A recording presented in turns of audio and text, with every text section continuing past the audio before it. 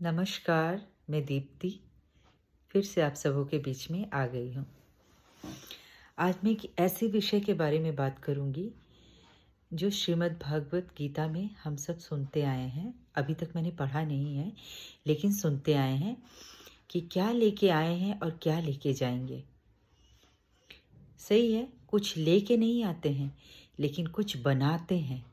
आते हैं ना, जब वर्ल्ड में आते हैं तो कुछ बनाते हैं और लेके नहीं जाते हैं, लेकिन उसे भोग के ज़रूर जाना चाहिए मेरे विचार से। क्योंकि हम उन पीढ़ियों को लाते हैं। जब किसी का जन्म होता है ना, तो हम 9 महीने केयर करते हैं ना, क्योंकि फिर एक पीढ़ी को लाते हैं, फिर दूसरी, फिर सैकड़ों पीढ़ियाँ ऐसी आती है और उसकी तैयारी करनी पड़ती है। कोई भी पीढ़ी ऐसे तो नहीं आ जाती है ना, 9 महीने तक एक पीढ़ी को अपने अंदर रखना पड़ता है, उसकी तैयारी करनी पड़ती है। तो गीता में जो ये शब्द कहा गया है ना, श्री कृष्ण ने जो ये शब्द कहे थे, तो उनके लिए बुद्धि की ज़रूरत होती है। आप उन्हें बुद्धि लगा के सोचो, सचमुच कुछ लेके नहीं आए हैं। हम तैयार करते हैं कुछ चीज़ों को, पीढ़ी दर पीढ़ी। मतलब एक मनुष्य का जन्म जब होता है ना, तो हम उसको तैयार करके, एक पीढ़ी को तैयार करके लाते हैं, फिर उसके लिए ही सब कुछ बनाते हैं। एक पीढ़ी के लिए घर, द्वार, चीज़ें, सामान, सब चीज़ बनाते हैं, लेके कुछ नहीं आते हैं, सब तैयार करते हैं। और जब तैयार करते हैं ना, तो लेके भी कुछ नहीं जाते हैं, लेकिन हम सिखा के जाते हैं कि सब कुछ भोग के यहीं पे छोड़ के जाना है। इसका मतलब ये नहीं आया है कि खाली हाथ आए हैं, कुछ भी बनाए नहीं है और खाली हाथ डुलाते चले जाएंगे। तो एग्जाम्पल आप देखो भगवान श्री कृष्ण का। माता देवकी ने श्री कृष्ण को जन्म देने के लिए, या श्री कृष्ण को जन्म देने के बाद एक सुरक्षित स्थान तक पहुंचाने के लिए क्या क्या नहीं उपाय किया। क्यों? क्योंकि माता देवकी एक नई पीढ़ी को ला रही थी और ऐसी पीढ़ी को लाने के लिए तैयारी कर रही थी जो धरती में उस समय के दुश्मनों को समाप्त कर सके। ठीक है, ऐसी पीढ़ी को तैयार करने के लिए वो हर संभव प्रयास में लगी हुई थी कि किस तरह अपने बच्चे को हम बचाएं और एक नई पीढ़ी को देते हुए जाएं। तो श्री कृष्ण जी का जन्म जब हुआ तो कैसे हुआ हम सब जानते हैं। इसके बाद श्री कृष्ण जी कुछ लेके नहीं गए, लेकिन बहुत कुछ बनाए। और बहुत कुछ किस तरह से बनाए हुए चीज़ों के साथ लड़ना है, बनाए हुए चीज़ों के साथ किस तरह से सुख भोगना है, दुख भोगना है, ये बता के गए, ताकि जब यहाँ से खाली हाथ वापस जाओ तो सब चीज़ का अभिज्ञता लेते हुए जाओ। ये है, ये जो बिना मतलब के ज्ञान पेलते हैं ना, जो कि क्या लेके आए हो, क्या लेके जाओगे, सब कुछ यहीं छोड़ के जाना है। तो वैसे ही लोग ना दूसरे के घर में जाके ज्ञान पेलते हैं और उसी के घर से सारे कुछ लेके अपने घर लेके जाते हैं। तो ऐसे ज्ञान पेलने वालों से बचे रहो। क्या लेके आए हैं आप भी भैया, क्या लेके आए हो, क्या लेके जाओगे? तो ज्ञान पेलने से अच्छा जो ये बात कही गई है ना, उसको समझो कि कुछ लेके आए नहीं है, एक नई पीढ़ी को तैयार करते हैं।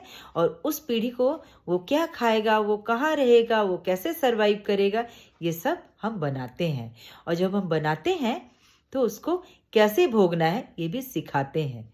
तो जो भी आप बनाए हो ना, ये जो ज्ञान पेलते हैं ना, क्या लेके आए हो, क्या लेके जाओगे, उसको बोलो तुम जो कुछ भी अपना बनाए हो वो भी यहाँ दे के जाओ।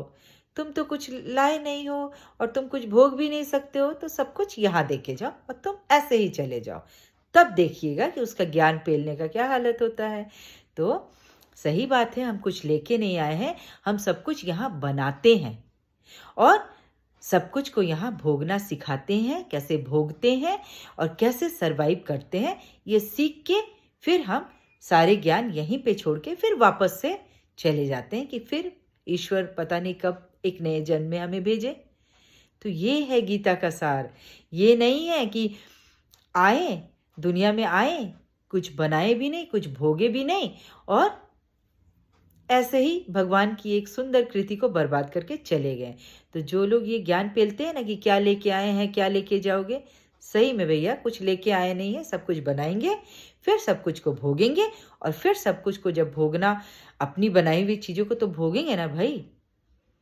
ऐसे कैसे चले जाएंगे? किसी का चुरा के थोड़े ला रहे हैं।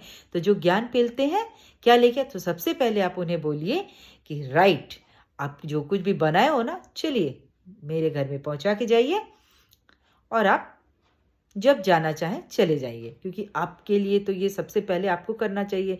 क्या लेके आए हैं, क्या लेके जाएंगे? तो आज मेरी ये विषय यही थी कि जो भी ज्ञान पेले ना कि क्या लेके आए हैं, क्या लेके जाएंगे, खाली हाथ आए हैं, खाली हाथ जाएंगे।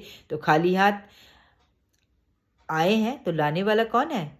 एक एक माँ जब बच्चे को लाती है ना, तो वो सब कुछ भरती है कि खाली हाथ बेटा, बच्चा जो भी है वो ऐसे ही वर्ल्ड में आएगा, जिसको कपड़े से लेके, घर से लेके सब कुछ हम बनाएंगे। वो नंगा तो नहीं रहेगा ना, सब कुछ हम बनाएंगे। फिर वो बड़ा होगा, सब कुछ वो भोगेगा, फिर वो खाली हाथ चला जाएगा। इसका मतलब ये है कि कुछ लेके नहीं आते हैं और कुछ लेके भी नहीं जाते हैं। सब कुछ हम बनाते हैं और सब कुछ को हम भोगना, करना, समझना, सब कुछ सीख के फिर हम जाते हैं, ताकि ईश्वर को लगे कि जो भी चीज़ हम दिए वो बेजान कहीं पे पत्थर की तरह बैठा नहीं रह गया। काम किया,